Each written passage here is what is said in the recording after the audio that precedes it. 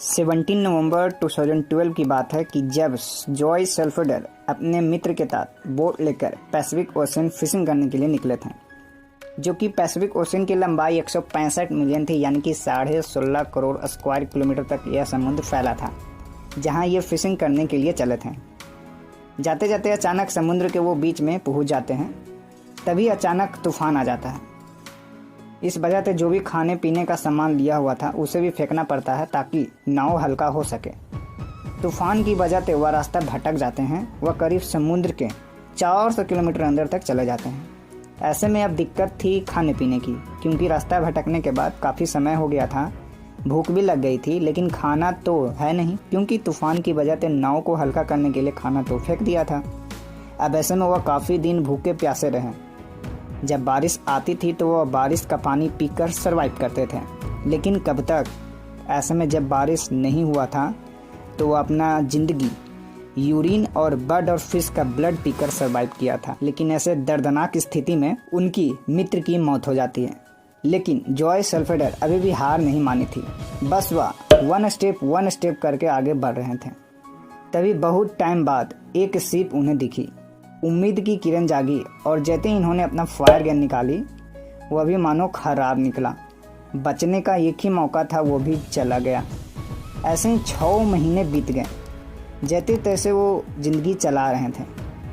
10,000 kilometre तक वो अंदर चले गए और इनका एक रिकॉर्ड भी बन गया कि 400 दिन बाद फाइनली 20 जनवरी 2014 को एक आइसलैंड दिखा और वो वहाँ गए जहाँ लोग मिल गए और इनकी जान बच गई। तो दोस्तों, जॉय क्यों बच गए? क्योंकि उनका टॉलरेंस था, ये झेल पाते थे, ये सहन तकती थी उनमें। वो हर वक्त अपने आप को तसल्ली देते थे कि बस वन स्टेप और।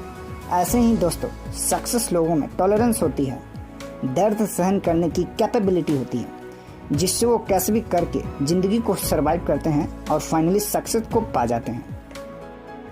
तो अगला नेक्स्ट पॉइंट का था कॉन्सेंट्रेशन। दोस्तों, आज तक करीब 100 साल पहले जब इंडियन के ऊपर ब्रिटिश रूल कर रहे थे, तब एक बार एक ट्रेन एक स्टेशन से दूसरे स्टेशन जा रही थी, जिसके अंदर मेजॉरिटी लोग ब्रिटिश थे।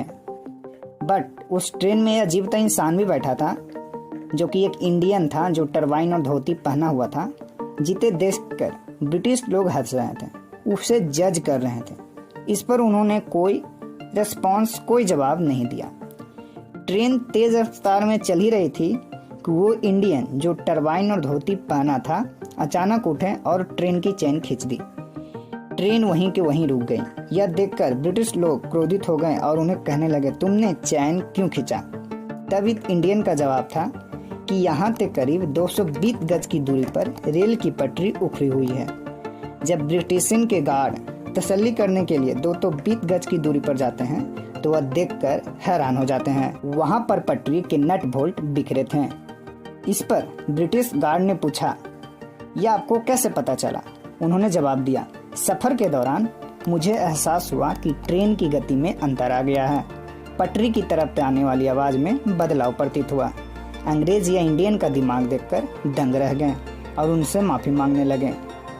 यह इंडियन कोई नॉर्मल आदमी नहीं था दोस्तों, बल्कि ये थे भारतीय इंजीनियर मोक्षगंडम विश्वेश्वराय। शायद आपने इनका नाम नहीं सुना होगा, लेकिन he was one of the greatest engineer for all time, जिनकी वजह से आज हम 15 सितंबर को नेशनल इंजीनियर डे भी मनाते हैं। तो दोस्तों, ये पूरी स्टोरी में जो इंजीनियर थे ना, उन्होंने कैसे सभी लोगों को जान बचा पाई? वाइल एक चीज करके, वो है कंसंट्रेशन, ध्यान। तो ऐसे ही नेक्स्ट पॉइंट है हैविंग अ प्लीजिंग पर्सनालिटी। दोस्तों, आपको शायद पता होगा, दिलजीत दोसांझ एक सिंगर थे, जो कि एक बार अपने बड़े सिंगर के साथ कनाडा गए हुए थे, जहाँ उनका एक शो था ना। जो दिलजीत थे ना, वह सीनियर सिंगर के साथ अपने फ्रेंड के घर चले जाते हैं। तो उनका वो दोस्त का जो घर था ना, वो बहुत अच्छा था। वैसे तो वह बहुत बड़े सिंगर थे, बट स्टिल वो उनके घर पर जाने के बाद उनके घर की बहुत तारीफ़ करने लगे थे कि यार, ये आपका पंखा कितना अच्छा है, आपका घर कितना अच्छा है, वगैरह वगैरह। ऐसे ही वह चीज़ों को तारीफ़ करते थे।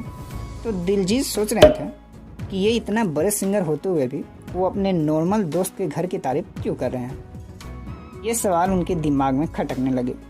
तो फाइनली दिलजीत ने ये सवाल अपने सीनियर सिंगर से पूछ लिया कि आप ऐसा क्यों कर रहे हो, आपको कोई इतना तारीफ करने की आवश्यकता नहीं है। तो सिंगर ने दिलजीत से कहा कि मुझे पता है कि मैं तारीफ कर रहा हूँ, इनफैक्ट मैं ओवर तारीफ कर रहा हूँ, एक्स्ट्रा एफर्ट लगाकर।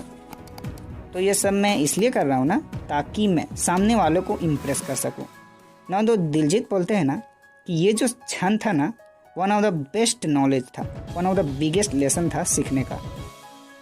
तो नॉलेज यही था, हैविंग अ प्लीजिंग पर्सनालिटी, जो लोगों को अच्छी लगी। तो दोस्तों, आपको पास प्लीजिंग पर्सनालिटी होगी ना, तो आप दूसरों को पसंद आ जाओगे। इवन दोस्तों, जब आप दूसरों को पसंद आओगे ना, तो वो लोग आपको ही पसंद करेंगे, इवन रिस्पेक्ट भी आपको करेंगे और आपको काम भी आएंगे। तो दोस्तों, हैविंग अ प्लीजिंग पर्सनालिटी से आप किसी से भी काम निकलवा सकते हैं। तो यही सक्सेस लोग ट्रिक अपना करके सक्सेस हासिल कर लेते हैं। तो दोस्तों, हमने इसमें आपको सक्सेस और फेलियर के 3 पॉइंट डिस्कस किए। पहला पॉइंट टॉलरेंस, जिसमें हम आपको बताएं कि आपके अंदर टॉलरेंस का रहना, दर्द सहन करना कितना जरूरी है। एक सक्सेस आदमी के पास टॉलरेंस का रहना बहुत इंपॉर्टेंट करता है। इसमें हम आपको जॉय सेल्फोडर की स्टोरी को भी डिस्कस किया। इसके बाद नेक्स्ट पॉइंट में हमने देखा कॉन्वर्सेशन। इसमें हम आपको भारत के जाने माने इंजीनियर मोक्षगंडा विश्वेश्वरैया का कहानी का डिस्कस किया, जिसमें हमने जाना कि कैसे ब्रेन और ध्यान महसूस करके एक बड़े हादसों को बचा लिया। इवन दोस्तों, लास्ट पॉइंट में हमने जाना हैविंग अ प्लीजिंग पर्सनालिटी, जिसकी मदद से आप किसी भी दूसरों को इम्प्रेस कर सकते हैं, अपना काम निकलवा सकते हैं, इवन आप रिस्पेक्ट भी दिलवा सकते हैं। ओके दोस्तों, एनीवे दोस्तों, आप ऐसे ही नॉलेज वीडियोज देखना चाहते हैं तो आप मेरे चैनल को सब्सक्राइब कर सकते हैं। आप कमेंट करके ये भी बता सकते हैं कि आप नेक्स्ट वीडियोज किस टॉपिक पर चाहिए। जल्दी हम आपसे दोबारा मिलेंगे, तब तक के लिए good bye, bye bye, take care.